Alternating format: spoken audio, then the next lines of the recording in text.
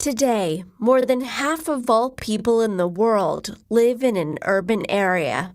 By mid-century, this will increase to 70%.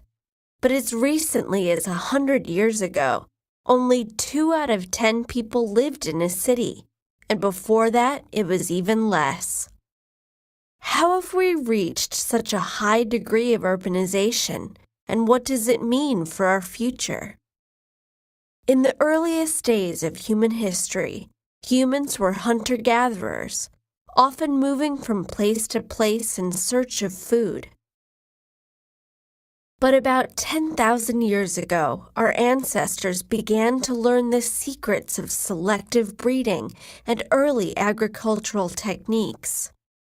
For the first time, people could raise food rather than search for it, and this led to the development of semi-permanent villages for the first time in history. Why only semi-permanent, you might ask? Well, at first the villages still had to relocate every few years as the soil became depleted. It was only with the advent of techniques like irrigation and soil tilling about 5,000 years ago that people could rely on a steady and long-term supply of food, making permanent settlements possible. And with the food surpluses that these techniques produced, it was no longer necessary for everyone to farm. This allowed the development of other specialized trades and, by extension, cities. With cities now producing surplus food as well as tools, crafts, and other goods, there was now the possibility of commerce and interaction over longer distances. And as trade flourished, so did technologies that facilitated it, like carts, ships, roads, and ports. Of course, these things required even more labor to build and maintain, so more people were drawn from the countryside to the cities as more jobs and opportunities became available.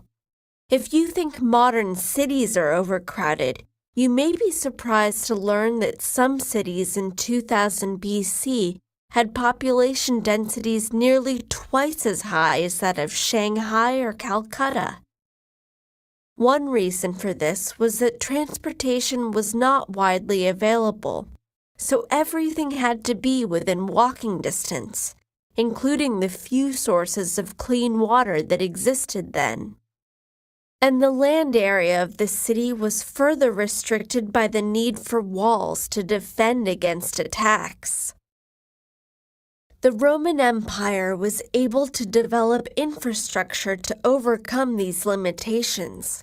But other than that, modern cities as we know them didn't really get their start until the Industrial Revolution, when new technology deployed on a mass scale allowed cities to expand and integrate further, establishing police, fire, and sanitation departments, as well as road networks and later electricity distribution. So what is the future of cities? Global population is currently more than 7 billion and is predicted to top out around 10 billion. Most of this growth will occur in the urban areas of the world's poorest countries.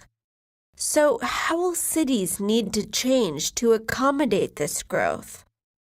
First, the world will need to seek ways to provide adequate food, sanitation, and education for all people.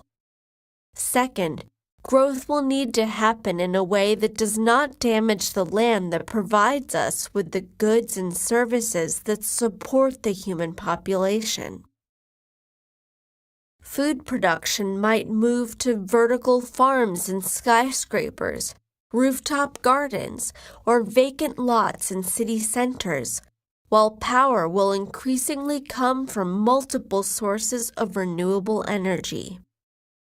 Instead of single-family homes, more residences will be built vertically. We may see buildings that contain everything that people need for their daily life, as well as smaller, self-sufficient cities focused on local and sustainable production. The future of cities is diverse, malleable, and creative, no longer built around a single industry, but reflecting an increasingly connected and global world.